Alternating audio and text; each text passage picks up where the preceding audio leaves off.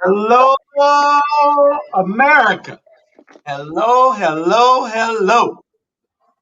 Welcome to our host, our new host, Mr. Robert Bryant. Y'all know him Thank in you. old time. Thank you And so much. we have a special guest today on this edition of the Watchdogs, and that is Miss Shantae McLaughlin. And she is Miss McLaughlin, correct?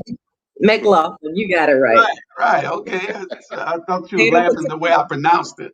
And she's a candidate for city council in East Point, Georgia. One of my favorite cities back in the day. I used to have fun in East Point. potato. Um, Atlanta was so busy, I used to sneak off to East Point. I got in a lot of trouble in East Point back in my days. Um, And we also have Dr. Jamar Torre coming on. And today's topic, I believe, Brother Bryant will give it to us, and Mhm. he'll introduce Miss McLaughlin, uh, and tell so she could tell us who she is and everything. Right. So give me about 1.5 minutes, Shantae and Julius. So today we're talking about the court of public opinion versus a real factual court. And I think we all, hello, Brother Toure. We're coming back in 1 second, brother. But talking about how when we are presented with ideas in the public, on the news, what we see every day as we're passing a billboard, how we tend to go with information based on how we were socially developed instead of waiting on facts. And so, one of the things I was doing this week was looking back at one of my good friends, Dr. Juanita Johnson Bailey at UGA, and how she talks about this idea of social constructivism. And she talked about it from a race and gender aspect. But let me kind of help preface us and then we'll move forward. Think about money, right? A dollar bill, $100 bill. If we don't add value to that as individuals, as if we don't take our social constructivism and add a lens to that piece of paper with green ink, that's all it is. It's a piece of paper with green ink. But because how we have been socially constructed and developed, we place value on that. And that's kind of how we do everything in life. We place value on what we see without really dealing in facts. And so I think Brother Teray and Ms. Shantae are going to talk about some pieces that help us unpack some particular issues in front of us where I believe the court of public opinion, where we as individuals have constructed a reality that may not be real without having the facts. And so if Shantae, if you could introduce yourself, Brother Teray, you do the same, we'll dive right in. Good morning. Without My having name the is facts. Shantae McLaughlin. I hear an echo. My name is Shantae McLaughlin. I am an activist here in Atlanta, Georgia. I'm a small business owner and I'm running for city council in East Point. I advocate and organize around prison reform, human rights, mental health, as well as homeless rights. So that is who I am. And I am grateful that you guys have invited me out to the show. And I look forward to sharing in this topic. Okay, okay, Dr. Torre. Jamal Toure, the host of Run Tell that appears on all things relevant media, along with ATR of Black Media on YouTube. We run tell that, we give information, we share information. It doesn't matter where you're from. We empower, enlighten, inform, and inspire. So that's what we're here. We put it out there. And now just to throw this out there, Run Tell That is supposed to be the #1 show on the ATR All Things Relevant Media. But then I know that Candidly Keisha gets that plug. I know Bernard Brown gets that plug. You know, with regards to his show ain't even come out yet, he gets that plug. You know that By Us For Us get that plug. You know, Incarceration to Incorporation. You know, they all get that plug. But I'm just noticing something. I'm working on my contract. This is contract work I'm doing. So let you know that, my brother. You, Ava, I'm letting you know I'm I working on heard it my too, brother. I heard you had you, a #1 show in the city, so so, I so, wasn't gonna so put it out there though. I'm just letting you know because you're right. who you call, I'm just letting you know. You're you know, right. You do have one of the top shows on the platform. Run Tell That is one of the top shows on the platform. It is currently number 3. It is one of the top shows. I promise you, it's currently number 3. It's one of the top shows, though. And we're satisfied with that. We all good with that. You moving up, though. You right on number 2's back. So, let's get started, brother Brian. Yeah, and not to genderize things, but as I go back to what I was talking about earlier with social constructivism, one of the things we tend to do, especially when we involve race and gender and the intersectionalities of those things, how things become cloudy. And so, Shantae, you identify as a multiracial. Primarily, you identify as African American, but also as a woman. And Yeah. if you could tell us how that has unfolded for you when it comes to not only how people approach you, view you, engage with you, but how has that impacted your life and some of the experiences that you've lived? So I as racial because You got 2 devices on? I don't. That's what I'm.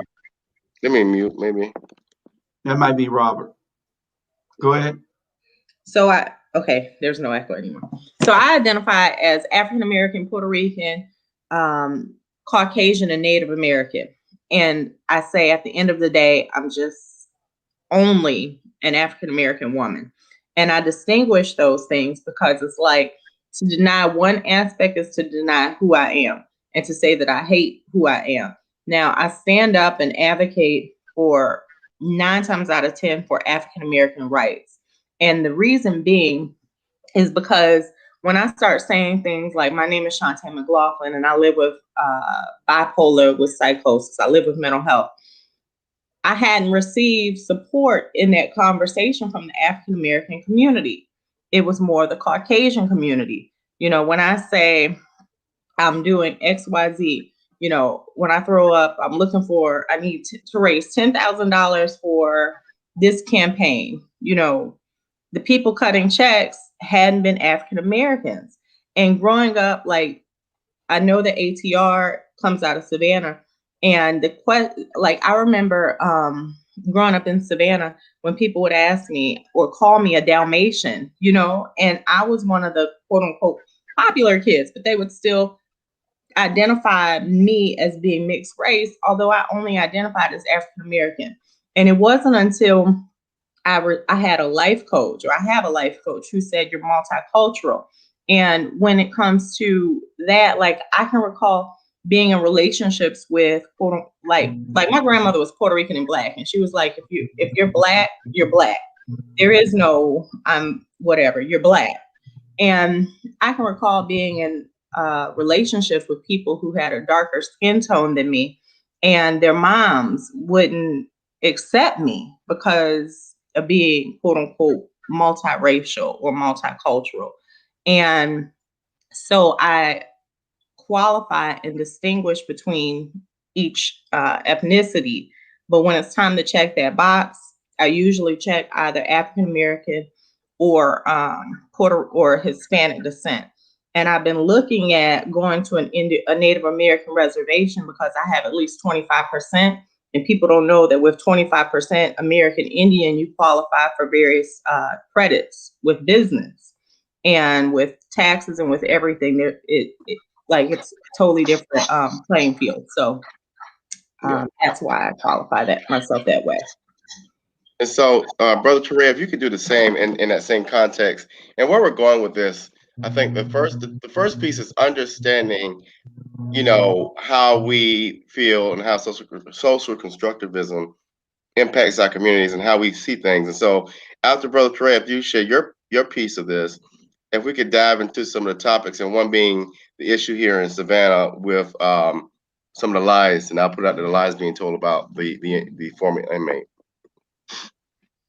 Well, I'm gonna just throw it out there now. People who know me and know what I do, and that's again not just here, outside of here, throughout the entire quarter, folks in Haiti, everybody understands. Jamal, keep it simple.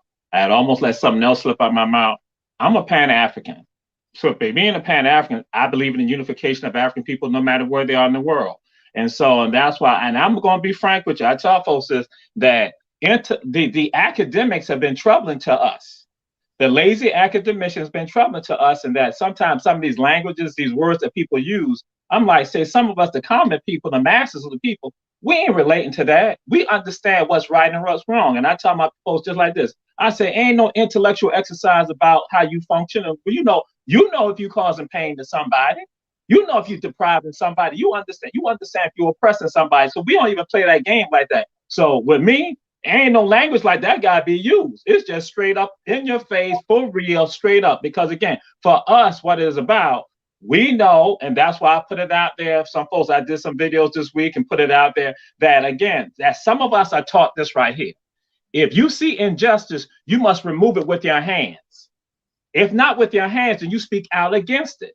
And if you can't speak out against it, then at least disagree with it in your heart. But that's the weakest of all faith. That's the weakest of all understanding. So for me, it's about us ending oppression, regardless of what it is, because we know that we fall within all those areas. So for me, it's all simple. It's about us standing up and speaking out. Again, when we see injustice, and again, it doesn't matter where folks are, who they are, because I had this issue last year with someone, 2 years ago, and I had to clarify with them. I said, do not bring your Western standards to brothers and sisters like myself.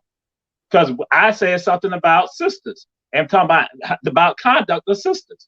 Then they say, well, you being like all other males. I'm like, get the hell out of here with that. That sisters have a right to address brothers about their behaviors. The young have a right to address the old about their behavior. The old have a right to do that. See, when we compartmentalize with that Western foolishness, that's how we are. We are no longer the family. So my thing is, the family must talk about family matters and matters outside of the family that pertain to us. And so just like with regards to the question you're posing, as we had on Run Tell that this week, the Black media, what are our responsibilities and how we handle and how we address the media, crucial, because they are not trying to set up a narrative with regards to what happened to the brother at the jail. And we have seen that historically happen. And some of us sit back, and because we are so busy finessing, that we don't get any relief for our people. And he wasn't at the jail. He was at the barracks. At the headquarters. Right, the headquarters. In the room. If he was at the jail. In the interrogation room. Yeah, it'd be much more understandable if he was at the jail. Before we go any further, I want to make sure that Jamal Torre saw this. Well, I tell you, boy, if only you were a Windsor Forest alumni. And now Shantae and I can agree on that. Shantae, you went to Windsor Forest? The Q's are jumping now. But y'all know, I've always done this. I used to be on Alicia's show before she came part ATR. Any shows, I'd be on everybody's show, even when it used to be open line outreach or WSOK. So I just want to help out. But see, again, people always got to hate on HBJ, but I'm going to leave that alone. It's not for Windsor Forest. It's not for Johnson. It's not for Tompkins. It's definitely not Johnson. Y'all didn't even mention Groves, Fort Groves. Oh, man. I would have gone on the Groves too, but I ain't had time. They were trying to stop me. And tell you what's so funny. I was just left some young brothers, and that's why I had asked them about the schools. I told them, I said, you rep your neighborhood. You rep your community. You rep what school you're from, because guess what? You are not setting the tone for people to know who you are and where you're from. You have a sense of pride. And so, yeah, I'll go talk about Groves right over there. They about to change Groves now. They about to make it into all a conglomerate from elementary up to high school. Oh, and I rep Alfred Eli Beach. Everybody in the family went there except for my brother now. So, and y'all realize we're being watched all over the country. Oh yeah, go ahead. But brother, you can go ahead.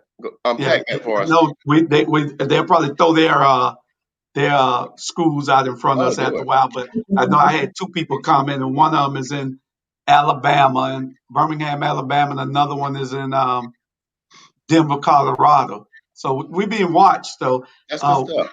Yeah, so y'all just be expressive and tell what it be. Show your pride, because ain't no school better than Tompkins. And y'all know that. Y'all really know that in your heart.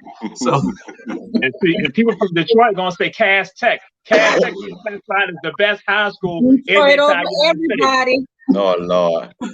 Oh Lord. My whole family's from Detroit. Was it me Oh, that no.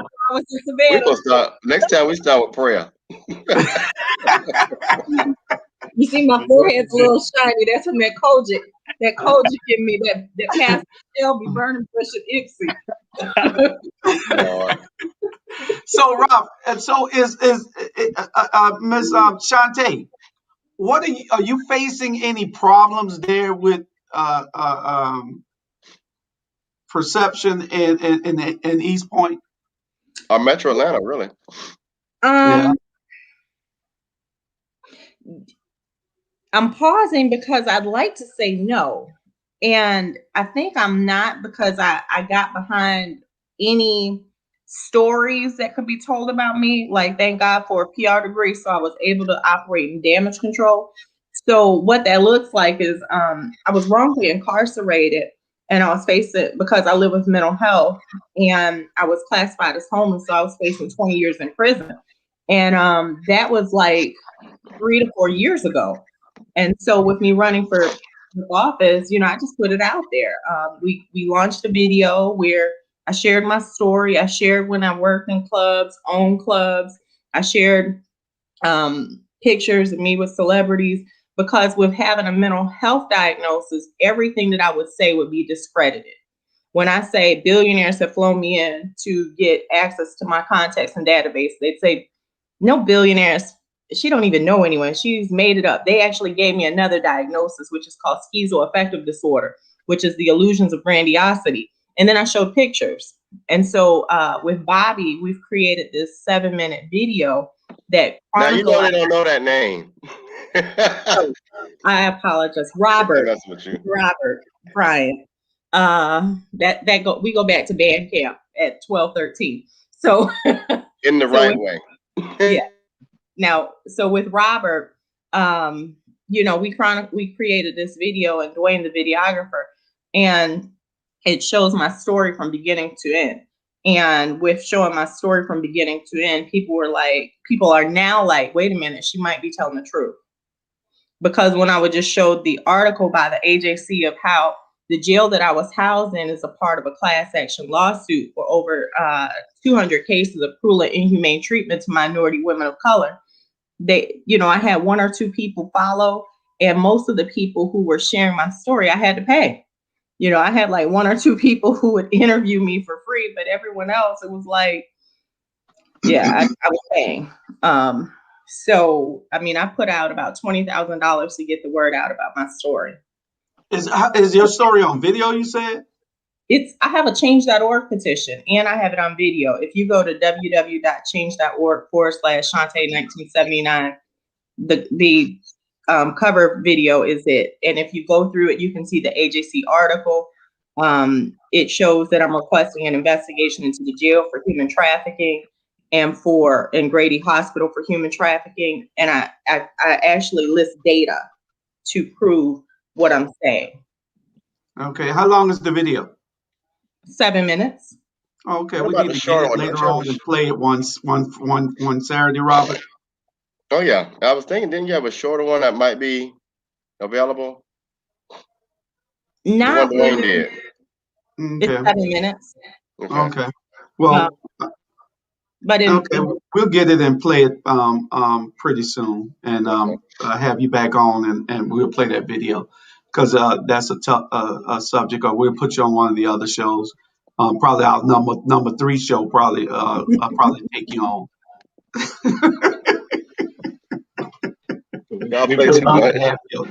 To talk about this too. So since I announced, I've had a lot of support because I'm visible in the community. Like, I've helped with neighborhood cleanups, and I've even helped SOs get jobs and housing. SO is a sex offender. I worked around that population. I work with the homeless population. Like, I'm out in the community. I've just done more work in Atlanta than East Point. I've worked with the council in College Park during COVID to make sure that the food pantries were established and set up for the residents. So it was like, if I can do all of this in these other communities, I can do it in my community, and it's time to run. I worked on like 10 political campaigns. And like I said, I have a background in radio advertising. So it's like, it's time. If I can't get these people, if I go to prison, or if I'm facing 20 years, and my son's mentor is the chief of police at the time that I was facing 20 years, it's like, you know what? It's time to do something, because there were other women who are incarcerated with $200 bonds who are still incarcerated 2-3 years for $200 bonds. So, and you know that kind of speaks to perception. Like, one of the things that is interesting to me now is the first how people label it the George Floyd trial when George Floyd is not on trial. But then when that was corrected, the whole trial is about what he did, what things were in his system. And I don't give a damn what if he taking 100 pounds of cocaine. If you put your knee on somebody's neck for 9 minutes, you gonna die as well. So it just amazes me how people have taken these pieces and made a reality without looking at the facts of, you do know the main carotid artery was like mashed down. We're not going to talk about that, but if we could kind of transition and shift a little bit and add to the conversation, this piece of Savannah, who the hell can, and I'm passionate about these issues, it bothers me that people don't see this. Who can hang themselves with a shoestring? Everybody look now at your shoes if you have shoestrings. You really think that's going to hold you up? And I'll just, transition to Brother Teray to kind of help us think through that a little differently. But we've got to start challenging information that we're given and stop accepting it as real, because 9 times out of 10, I can sell you a piece of ice in the middle of downtown Savannah on a 100-degree day, and you probably believe it if you don't challenge the information. Well, actually, what has happened is that they have said that African Americans tend to believe their local news more than Caucasians and Latinos. So that becomes dangerous for us, that even when they give us inaccurate information, there's still a segment within our population that now actually believe it. And then they will bandy out, as I tell folks, this mythology. They then cause this wedge within the community about how we need to question some of it. Because what we talk about, we share this with people, that the media actually is supposed to be the one to question the leadership, the clergy, and the people. But the media is basically jaded also. So now you gotta have, this fifth estate that now comes in that will monitor the media. And this is one of those examples of that. Even though with the GBI report, even though the media says certain things, you still need to have people that will now go and look and do their almost like an independent investigation to now substantiate it, so that now when the community can really go and say, we got accurate information, they were right about it, because we have seen how it has been basically untrustworthy. But as I said, now which is so dangerous for us is that we have the numbers that go and say that we believe the media, right, but whereas other people don't necessarily buy into it like that. And that becomes a problem for us. And that's going to be a problem with regards to, again, what we saw with regards to George Floyd, as you mentioned, Brother Brian, and then also with regards to now with our brother William Zachary Harvey, who just passed. It's going to be an issue with regards to that, because I know some people now saying, shut the door, let's not. The GBI has said he's hung himself with his shoestrings, and that was the object that people were talking about when they said that, so everything is okay. It wasn't anything done wrong. But still, yeah, no questions about no cameras being on, and that with regards to the people that were in the environment. And that's one of the problems. We and Shante and Robin and I were talking before we came on the air, is that if you don't have a city that really understands that the news media will lie to us, and if you have a city that don't understand that our unity is our power, and if we don't come together to protest something, they take advantage of that. They can tell us anything. As long as they put it on the news, people believe it. And what we try to do here on this platform is to give you the facts. There are facts. This man was handcuffed. They're saying that he hung himself with his shoestrings in an interrogation room with no video. The FBI, the GBI didn't come out with a statement to even say that they were involved for 7 days. So it is a lot wrong with this. And as long as we sit back and wait until it happens to us to want to be involved, we're going to have a problem in the city. We do not get involved. They know that our attention span is one day. We protest for one day, and then it's over, and that has to stop. And not to add to that, and I don't mean any harm when I say this about the gentleman, but if you look at his picture, you'll realize that I'm not sure if he even had the strength to pull himself up to hang himself, if that makes sense. So, you know, I have a couple of 90-year-olds in the back. That's like you telling me my dad, who's 90 years old, who uses a walker, and hung himself with a shoestring. He has a problem getting the shoestring out of the shoe. So tell me at what place it doesn't make sense. It makes me think about the piece in Virginia where the young man, the Army lieutenant, by the way, how perception can be reality to people. How that man was treated based on people, what they constructed about black males. And at some point, I'm telling you, this week, Shantae and I talked a lot. She could tell you at one point I was so angry that, you know, it bothers me that law enforcement feel like they can go out and hunt black folk, in particular black males. Even me as a lighter skinned person, I'm not exempt from that. People may think that, but we're not. And at what place are we going to stop tearing our communities up, burning up our stuff, instead of presenting real, like Julius just said, some real change and some real actions? And if you got a black police chief, in particular a black male police chief in your community, and there's no change, you need to get somebody who's going to get elected to remove that person, period. That's correct. Well, one of the things that I'll say that, like, and I'm in Atlanta, and I haven't heard too much about this story outside of me having conversations with Robert. Get it again, y'all. With Robert. However, someone has been incarcerated before. The first thing that they do when you hit the police precinct, like whether you're going to interrogation, they're booking you, they're handcuffing, like you go in handcuffed. They shackle your legs, they shackle your hands, and the first thing they do is they remove any kind of lace. So if you have on a hoodie, they take the shoestring, the lace out of the hoodie. If you have sneakers, they remove the laces. Like they will not release. Like when they release your property, you don't have any laces unless, like, if it literally, if you have shoes or anything with laces in a bag, the officer hands the bag to another officer. They take anything with laces out and give it to that officer. They remove the laces. I didn't take your socks, but I don't know how I know that, but go ahead.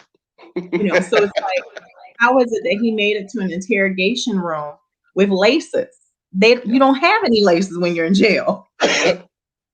Yeah. Well, he wasn't at the jail. He was at the interrogation room. Go ahead, Jamal.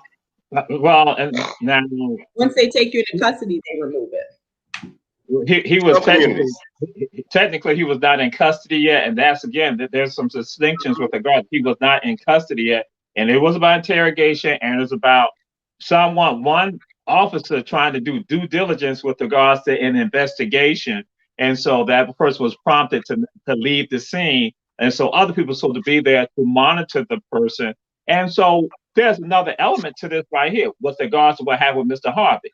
That again, and this is why I want to say, I don't know if y'all may have said in the beginning, anyone that's looking at the show right now, you may be a supporter of the other side, you may be a supporter of this particular side, you may be a supporter of another avenue on this.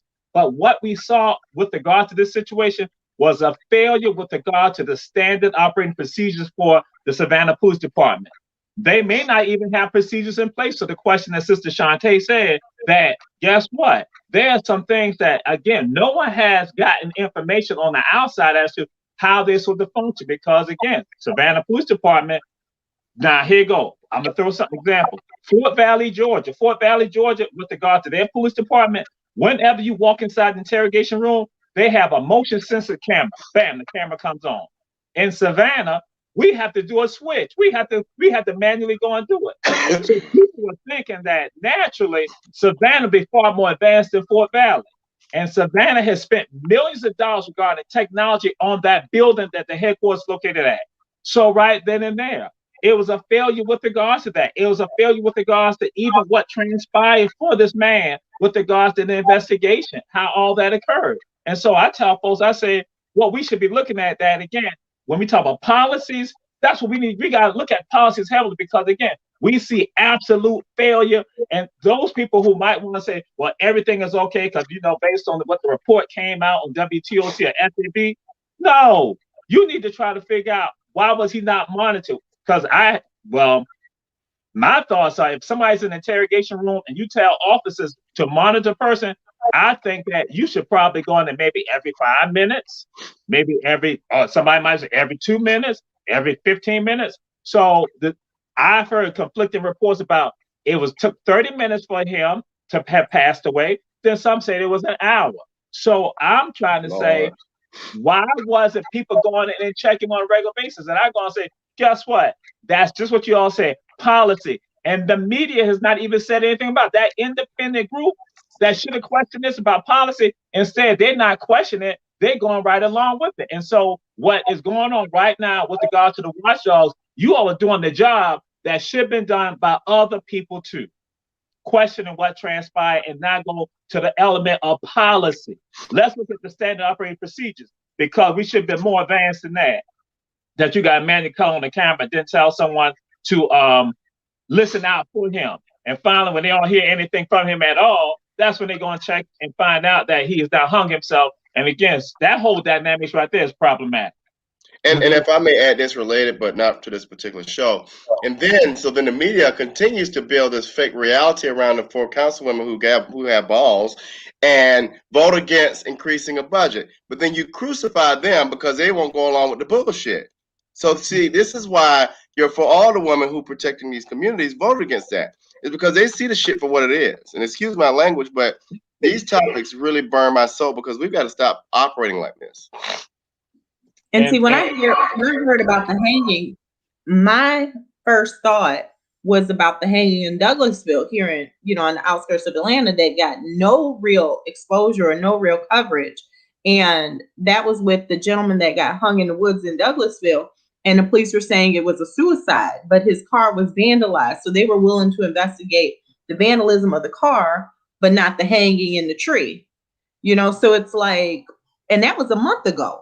And it was like a quick blurb on TV, and that was it. Like, there's no real conversation. It can be Googled, but that's about it.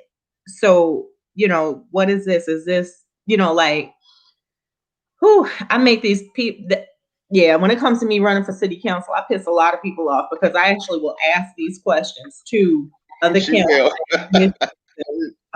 I'm like, if I get elected, we're going to all pray that I get the community, because when it comes to the county commissioners and the councilmen, ain't no telling, but it's like the media is often owned. Like here in Atlanta, I know that the AJC owns and controls the media. So if you want a story, like my story, I had someone interview me for 20 minutes with the AJC and the editor told him not to run it. And he couldn't run the story. And with a lot of stories, like I advocate with Women on the Rise, who the whole purpose is minority women who have been previously incarcerated. We advocate for the closure of jails, all jails, because of the inhumane treatment. We've been advocating around changing the laws when it comes to solitary confinement and various things. And so in saying that, the media comes out and the stories don't run. And if they run, they're skewed. And that's because the media is owned by several higher powers that be. Yeah. And so I'm grateful that y'all have allowed me on a platform that is looking for truth. Yeah, and speaking about jails, to our newest person who's running for state senate, I refuse to vote for anyone, again, who does not declare that we've got to stop incarcerating people for nonviolent crimes. If it's a nonviolent offender, if you don't make that a part of your platform, I will vote for your opponent. That's a direct shout out to the person who just announced this week. And for every other candidate coming behind that, we've got to stop doing business as usual. That man should have never been taken in, period. You taking somebody in just to question them at the house. Why are we putting nonviolent offenders in jail? I made a post the other day. For years and years and years, our brothers and sisters been incarcerated for a nickel bag, right? Okay. But you let this young white dude go shoot up folks, and we treat him like a king. We will start doing business as usual, and that comes with our vote. So again, if we don't start advocating for a difference, you won't get the vote here. But Ms. McLaughlin, thank you for that. And something out there also that with regards to Mr. Harvey did hang himself. Guess what? His death was slow and torturous. That meant that if he did hang himself, that he was the one that did that. And we know based on probably his weight, his height, and with regards to the maneuvering, with regards to mechanics, that was slow and torturous. So, which, yes, that is egregious in and of itself that his life was slowly slipping away. It's not like when you traditionally hang yourself, the neck is broken, so then that way it's quick. So here's a slow and painful. And again, we need to look at policies to prevent anything like that from ever happening again. When you go and say, this man had enough time to get 2 shoestrings or 1 shoestring, to now go with one hand handcuffed, his non-dominant hand being handcuffed, he was still able to do that. And he was left alone by himself, and he was slowly slipping away. And this man had expressed that he did not want to go to jail. He told them he did not want to go to jail, did not want to go to jail. So now all is fear. So that's why I'm saying the community should be clamoring about that. Even if you're on the other side, if you're supporting law enforcement, you should be saying, wait a minute, that could have been my father. That could have been my brother. That could have been my uncle. That could have been my cousin. It could have been my nephew that was inside there all by themselves. Because we get concerned about the people who pass away with COVID in the hospital by themselves. But guess what? The same thing happened in the headquarters at the Savannah Police Department in an interrogation room with no cameras. Yeah, and then we know that this man, that there's no money to really get the adequate legal representation because they had to do a GoFundMe just to bury him. And it takes the community. When the community starts caring, we can get some stuff done. And that was, that's what this platform is all about. It's about uniting us. It's about finally getting information to us on a level where we can understand that this is what it is. See, and like Shante said, the media gets it and they go and edit it or they don't play it at all. They might come out and act like they're interested and do the story, but when they're finished, if they edit it toward a miscued sense of reality for us so we can believe what they want us to believe about certain things. We cannot trust this mainstream media to investigate or ask those questions of authorities when they are playing along with these people. We got to get our news ourselves. We have to protest ourselves. We have to rally the people. We got to do these things. If we don't do it in our community, the church has failed us. Our leaders have failed us. There are so many things that have failed us, and it's a diabolical plan. And if we don't understand, this is not no conspiracy theory I'm coming up with. This is a plan in America to destroy us. And if we don't see it and do something about it and put in measures to correct it, then we're doomed. In the long run, they're gonna kill us. But we're killing ourselves because so people don't even realize about a month ago, if it's been a month, they were so when was the thing here in Atlanta with Park Cannon and or protesting about the water, them making it a felony? Lord, those two, yeah. So the very next day, with Women on the Rise, we were advocating for people to sign this petition and call the senators because they were passing a bill that made it illegal to protest, like violating all of our constitutional rights. But people don't understand public policy. Like people understand, let's get out in the streets and protest. Some do, some don't. But it starts with public policy. We got to get these antiquated laws changed. We have to be able to advocate and have people held accountable that we put in office, because even if people who look like us aren't necessarily paying attention to some of these bills that are being passed. And that's where it stops and starts. You talk about the crucifixion of Black women in Atlanta. Let me show you something right quick. That mess with Park Cannon, y'all better be glad it was Park Cannon, not me. Because, baby, that dog may have been on the floor. And I'm just being, sometimes it just riles me up that you think you are that privileged that you can keep a representative from, well, like, are you serious? While you got your little slave picture, your plantation behind you. You do that. That's the first issue of how you try to make that woman look bad. But this whole thing with the crime in Atlanta, don't think that's a whole coincidence. That's a piece to make Keisha Lance Bottoms look incompetent.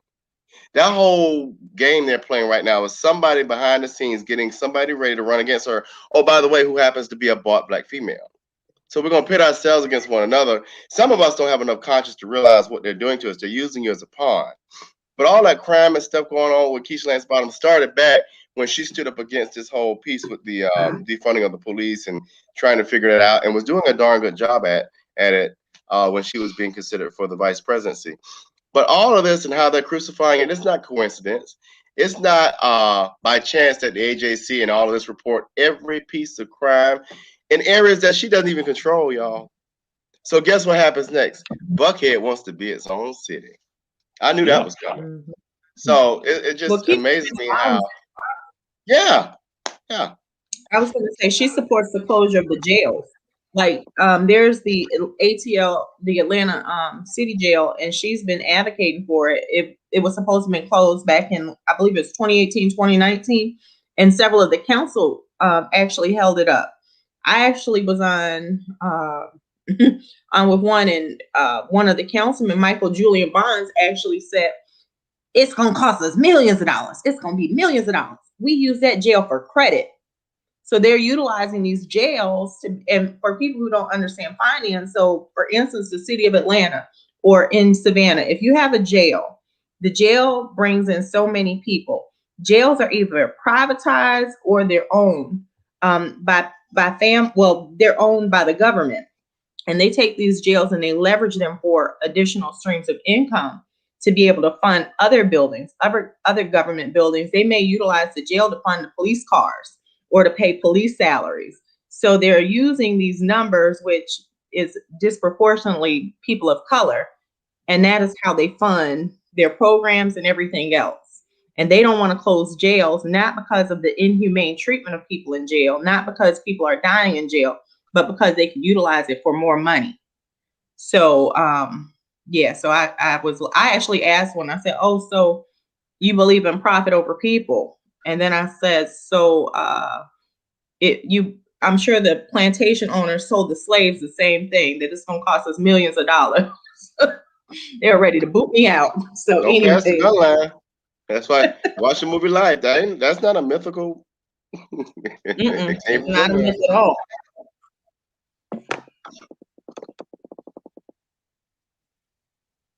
Y'all not on mute, are you?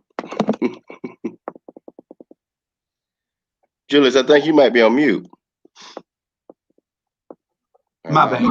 I was on mute. I was like, wait a minute. Talking to one of the producers. And that's part of our problem. Our leaders aren't standing up. Where's the NAACP with an organized protest? Where's what? I mean, you just can't come out one day, say something, and don't come back. You're part of the problem when all you do is show up and then disappear. So you could say that you showed up. We need your advocacy every day on this. We need people to say, I'm tired, I've had enough of this, because you can't wait till it hit and knock on your front door. It's already at your house. You can't wait for it to knock on your front door. I'll never forget. Never forget when the Trayvon Martin thing happened. And the first thought in my brain was Emmett Till. And the second thought in my brain was, when is this going to stop? And probably not soon. Think about how far back that was, y'all. Trayvon Martin. Right. And how many have been since then? And how many have been convicted correctly? And how much outrage and how much has changed? Not much, really. And that just interests me. And that's the type of way, that's the way I process information every day. I have 7 nephews now with Gregory and Bryce, and cousins, young black male cousins. And it worries me that at any day they can get in their car and just go to a basketball game and not come home. That's a reality that we have not realized in any of our communities yet. And I want our NAACPs, SCLCs, and most of all our faith-based communities to start being relevant again. Start standing up for policy. Start standing up for things. Stop worrying about tithes and offerings and worry about your congregation. Let's start doing that a little more. And that's not a shout out or a slight or whatever. But in the civil rights era, we leaned on Black women. We'll talk a lot about the faith communities and Dr. King and all that, but it was Black women that got us through that. Why do they have to do it again? Why can't we all take part in seeking change? Well, that's because a lot of people, it's like the generation, you threaten some handcuffs and people are like done. It's like people have become afraid. And people have just become afraid. We're not like our parents were and our grandparents. They stood for something. And nowadays it's like some Black people don't even see the problem.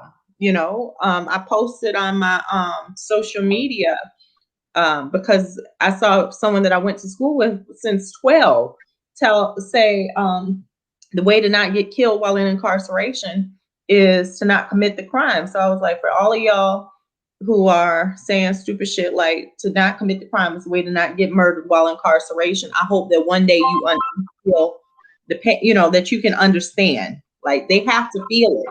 We had to feel it to get it.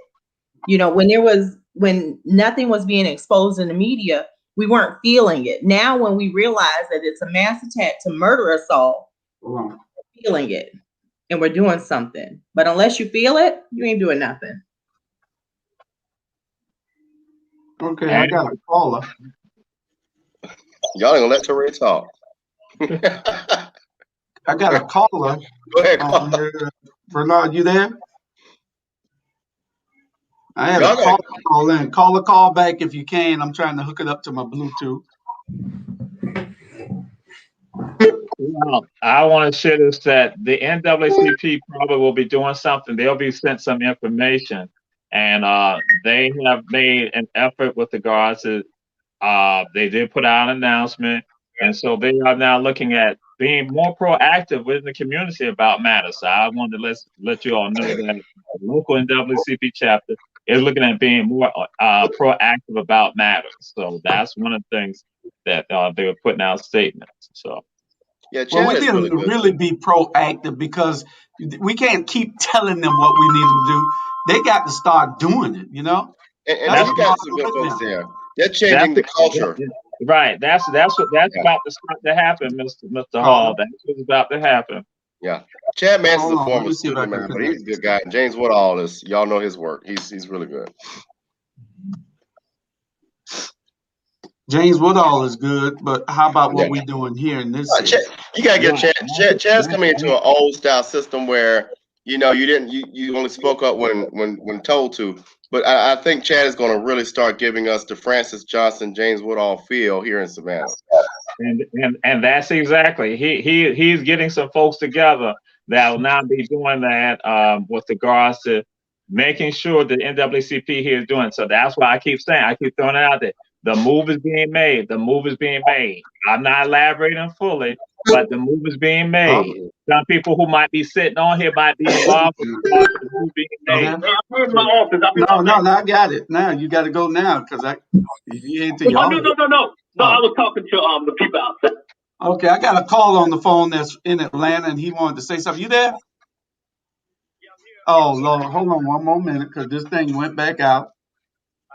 Julius, you might want to try your speakerphone. They don't like people from Tompkins High School. That's what it's about. You didn't go to Windsor. That's right. This is a caller from. This caller here is in Atlanta.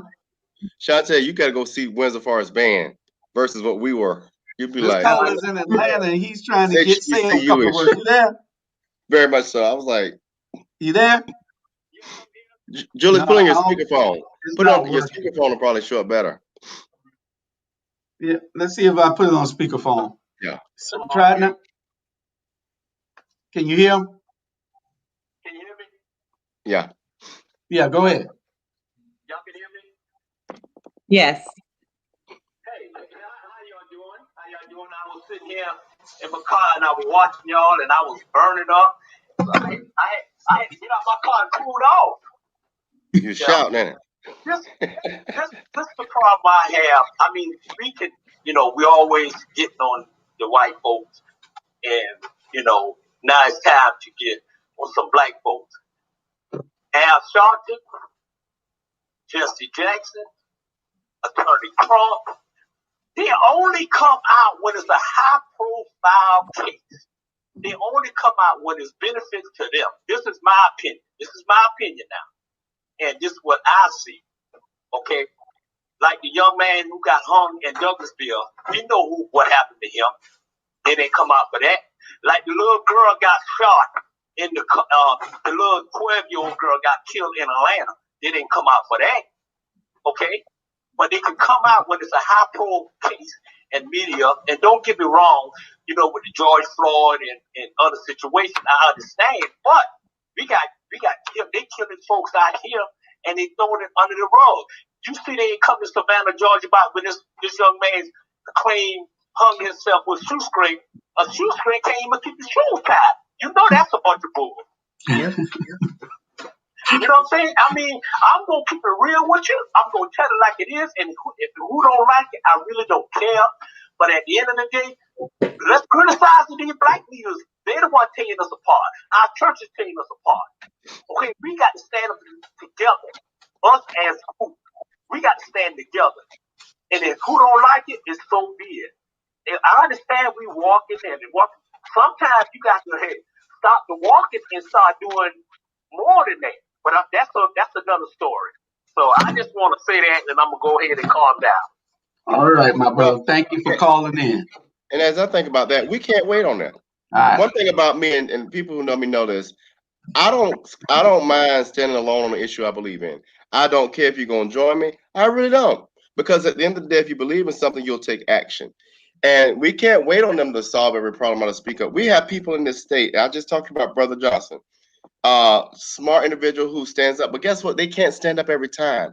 We can't wait. We got the small things we do every day. We can make a change. Stacey Abrams lost the governorship. She didn't go home and plan the next campaign and start crying. She started an organization to start change. Look at how powerful it is. She didn't win. She's not governor, but guess what? She's got more notoriety than the governor of Georgia, and that's because she took an action because she believed in something. And so we've got to start thinking that way. Stop thinking about, oh, well, my minister is not going to do anything. Do it yourself. Do That's it correct. yourself. That's correct. Another thing that they need to stop doing. Turn your speak off, Robert, because it's a bank. Another thing that we got to start doing, stop doing, is when we have a platform and several platforms now. Other people are creating things outside of ATR where we can be beneficial to our community. We can give the information out and rally the people and give you the right information. Stop telling us to stop talking about people. These are the people that are a detriment to our damn community. What part of this don't y'all understand? What part of this don't y'all see? These people are a detriment to our community. They're doing the same things that we complained about before we elected them. So if we're talking about them, it is so you can open your eyes and see. Look for yourself. We're not telling you to do one thing or the other. All we're doing is bringing light where there's darkness. And so all you got to do is open your eyes to see the light. We're not criticizing these people for no good reason. Find out why we are so critical of them. Ask us why we're so critical of them. Tell us to explain it. But you got to be willing to open your eyes and understand and not just be a groupie, not just be a follower. You can't follow a man into a burning house if he don't have a way out. I don't know what's wrong with these people. They want to jump on us all the time. Jumped on Brother Jamal Torre this week. Jump on me every single day about the advocacy that we do. Jump on those sisters down there at City Council for fighting for them. And after 90% of the time, it be the people who you fighting for who fighting you the hardest. And that's terrible. I tell you one thing. You want to get a good example of that? I want you all, and I hope this brother will come back. Brother Benny Mitchell, a good friend of mine. I grew up with Benny. And the way his dad operated, his dad single-handedly removed John Rosikis because John Rosikis wasn't effective. And how he did it was so methodical. he's got to bring that film. And it bothers me that Savannah hasn't played that film. That's a whole other story. But it just shows you how an individual can impact social change if you just had enough wherewithal and strength to just push through. And to it is that, and also with regards to, he was a force behind the MLK celebration, which Savannah has the second largest MLK celebration in the entire United States, Savannah. But then not only that, that MLK Boulevard, in fact, some people was pushing really hard for it to be 37th Street. 37th Street. And it was Benny R. Mitchell who was the one that was leading the charge with regard to saying, no, it will not just be like all these other MLKs just in a black neighborhood like 37th Street, but we're going to now have MLK Junior Boulevard, West Broad Street to be named that. Mm-hmm. And now, Brother Robert Bryant, just to share this with you, what is interesting is that this is Pastor Mitchell and I had a conversation right on the steps of Connor Temple years ago, and he talked about the same lot that's right across the street from Connor's Temple and the Con Ed building. And he said, guess what? Because I talked about this. I had talked about the destructioneers, as Queen Quet called them, not developers, destructioneers, that they're not coming in and they're buying up property. And he was saying that some of these churches should have been buying the property. And he said, Jamal, he said they should be acquiring the property. I said, right. I said, Pastor Mitchell, I told some of them they need to acquire the property. Now, Sister Shantae, let you know, I've been involved in homeless work also. I had said to them, I said, they got congregation members who are homeless. They could acquire that property and then turn that into a transitional facility for families, for members of the congregation. I said, I sat down and told one of them specifically. And he said to me, he said, my members fought me on that. He said, Jamal, I talked about it. So here go Pastor Mitchell and I talking about this. And guess what we were predicting? When y'all see the lofts at Frogtown, right in back of the N-Mart, Pastor Mitchell and I discussed this back then. Before all that development that you see on MLK, he and I, that's why I tell folks, I said, listen, Benny and I stood right there and had a conversation. So that's why these same people. Now, Julius, I'm going to share this to you, my brother.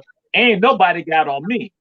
They might thought something like that was happening, but I tell folks just like that. When you are a gnat or a mosquito, you don't bother lions like me. You don't even trouble us at all. Because we look at you and know you don't even know what you're talking about. That's why, Brother Brian, what you said, I'm saying we go back in time and we understand stuff that some of them don't even have a clue about.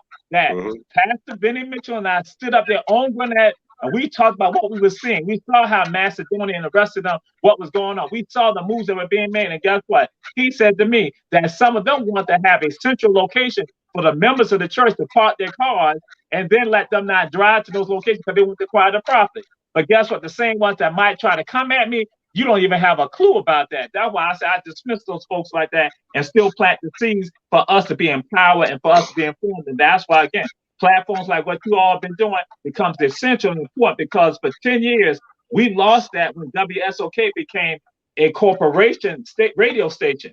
We no longer had our station where we were able to voice and put our opinions out. And guess what we do? We have now evolved that now we come out and do it via social media. For social media will serve as the news for people and to inform people. Because the other side to this is that also Black folks use social media to gain information that is tied to the news.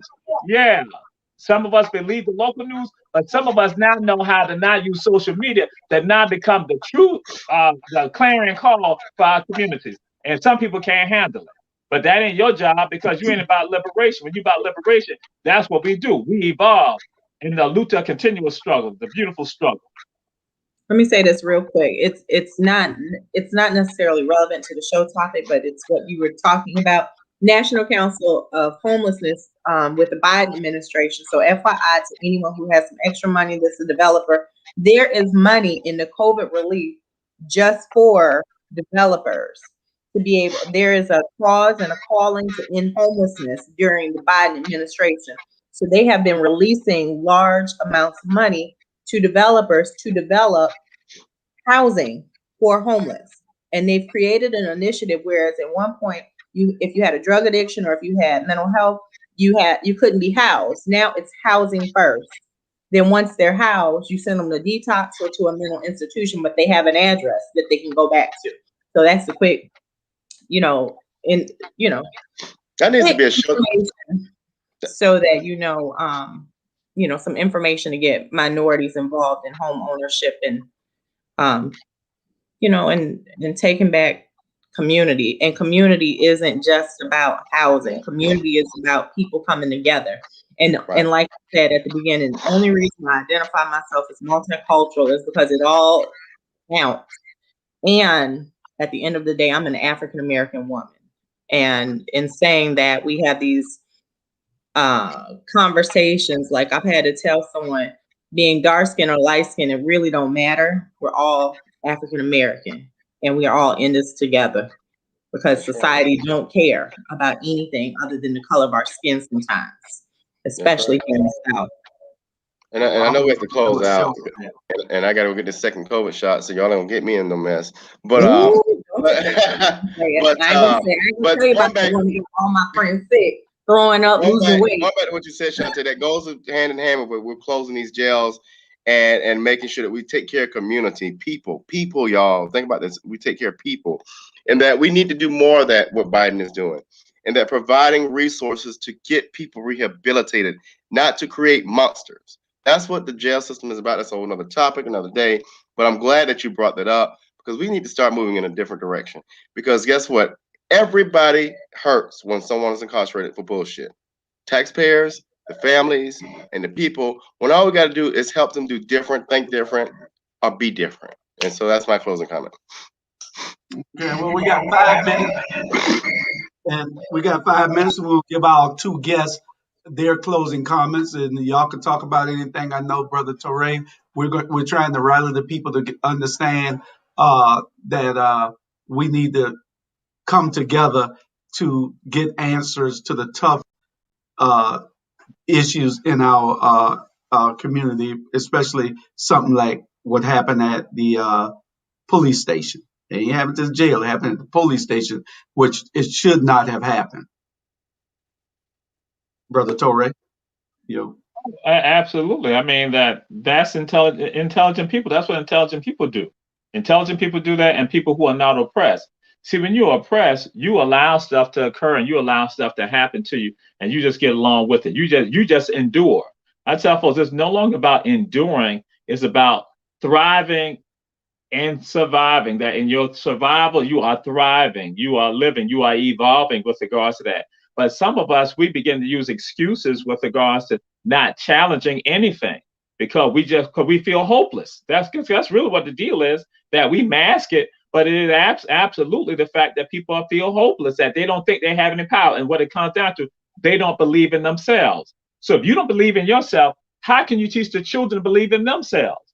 That is absolutely insane. And now I'm not firing a shot at anybody, but I'm throwing it out there to a group of people, that those people who attended Savannah State College, Savannah State University, Georgia State, you tend to fail your own legacy. You might talk about it on top of the love you have for Savannah State, but not realizing that the people who brought Savannah State here, they were what you would call today hell raisers. They went against the system. They were political pundits. They were political activists that stood up against the system. One of them is Major Richard R. Wright. I tell folks, don't be fronting on me about Major Richard R. Wright, because he went against the political system that was right here, even in Savannah, because there were a group of African Americans in Savannah who went along with the system.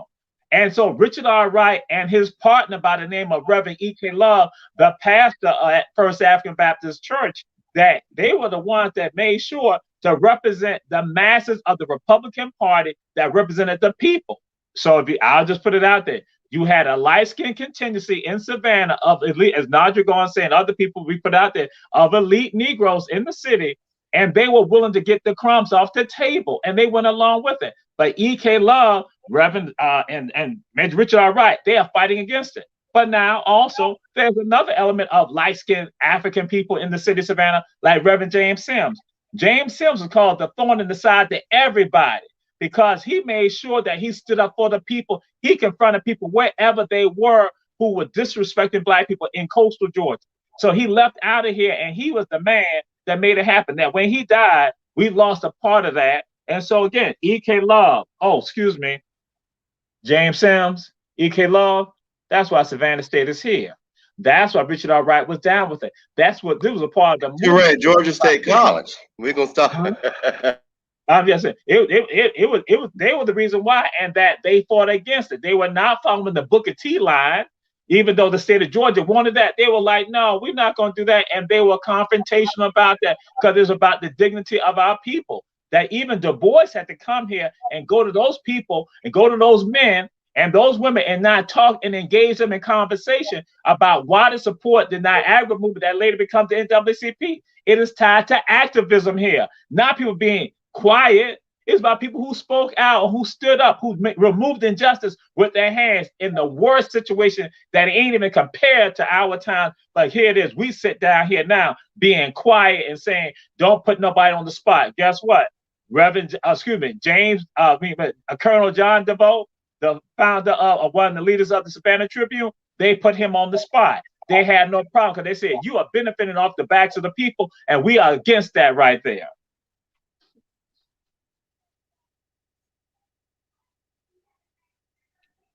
Julius Hall, yeah. I think you muted. I'm sorry, Shantae, you got any closing remarks there? Sure. I feel like we need to go back into people over profit. And I am running for city council in East Point. But the thing is, as a public servant, people forget that the word is servant. When you are in office, whether you're a police officer, a commissioner, a councilman or woman, an alderman, or alderwoman, whatever title you choose to utilize, mayor, governor, your salary comes from the people, which means you have a level of accountability to the people. You're not going to go on your job and tell the CEO, I don't need to account to nothing. You know, like, that is who is paying your salary. We are the boss right now. We pay their salaries. And so when we start to hold public officials to account, that's when we start getting results. And the other thing is, people always complain, I don't have these resources, I don't have this, I don't have that. You know, I was working campaigns living in transitional housing. Whether you're holding up a sign, whether you're bringing sandwiches, whatever I was taking food stamps and making sandwiches to feed the homeless. So you do whatever you can to be engaged in public policy, because the reality is, once you start sitting on these boards, you start getting access to information that you wouldn't have had before, and you start being able to advocate for public policy. You know, like right now, it's an organization passing laws about women being incarcerated while pregnant. So they're saying that if you're pregnant, you shouldn't be incarcerated. You need to see a judge within 72 hours. Like, people don't know about this bill that they're trying to get passed. That's my 4-year-old jumping around in the background, y'all, my assistant. But, you know, the reality is, we have to get involved with public policy, and not just like, we have to change these laws. We have to be able to have a voice when it comes to making sure that the police are held accountable. When it comes time for the House to meet, when it comes time for Senate, the only reason why we don't have voices is because we're not engaged. We're not being engaged in what's going on with the passing of laws. It costs nothing to call up one of your senators or the members of the House and have your voice expressed. So I encourage everyone to call up the senator of the House, city councilmen, mayors, and get involved and demand justice. Only way. Go to the People's Agenda, join some groups, pay that $25 a year membership, take your weave back, take your $200 Nikes back, and join some organizations. Get involved. That's the only way to save our lives. I appreciate that, Robert. We're gonna give you. I'll put it in the private chat for Bobby to post, but my petition regarding my story is. Everybody in Savannah will be calling me that. As if Robert. Robert. No, really. This will be my closing comment. Is that both of you all nailed it, and we'll leave it at that. But that's, if you hear people call me that name, that's how old we have a relationship. The older people, the people I've been around a long time, know that name. But y'all just won't let me outlive it.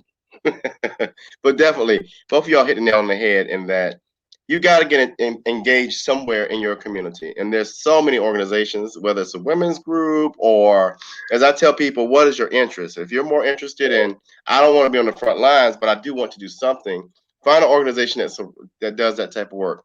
I know Brother Chant Mance. He is responsible for NAACP here in Savannah. We have churches. We have smaller organizations. And so just get involved. If nothing else, we've got to start knowing so we can do so that we can help the next person. It may not be impacting your household. Like a lot of this doesn't really impact all of our households, but think about the neighbor you have. Think about other people. Think about other families. It's not just about you or I or what's in front of us. It's about a bigger picture that's going on. There's a reason why Republicans want to privatize schools and privatize prisons. It's called developing a pipeline, and it's for people like us. So start thinking a little broader and get involved. Okay, I want to thank Shantae for coming in. We wish you luck. When is the election in East Point?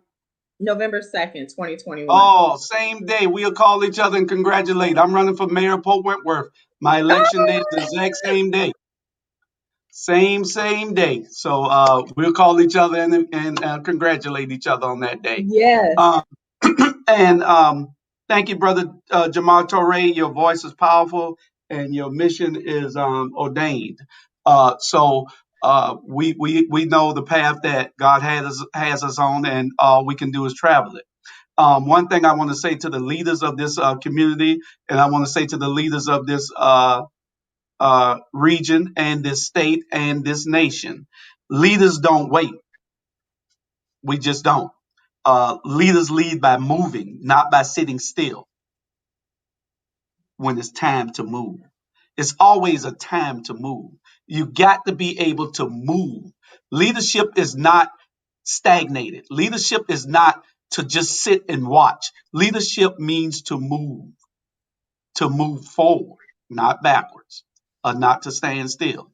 So we challenge those lay persons, those ministers, those pastors, those community activists, those community homeowners association presidents, the community neighborhood presidents, our organizations that have leadership in it that for our community. I don't care whether it's black, white, what it is. It's not anything about race. We just happen to be the underserved people here.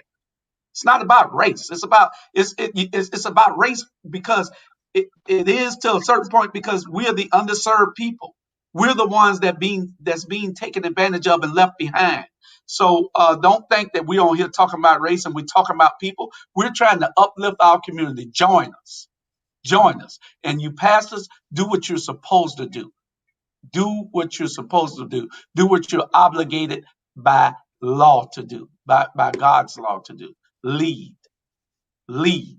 And that's my closing statement. And we'll see y'all back here next Saturday at 12 noon with whatever Brother Brian has on the schedule. And we'll see the number 3 show on the ATR network every Wednesday at 6 p.m. He's trying to take over the number 2 spot, but Robert said he's coming for that number 3 spot.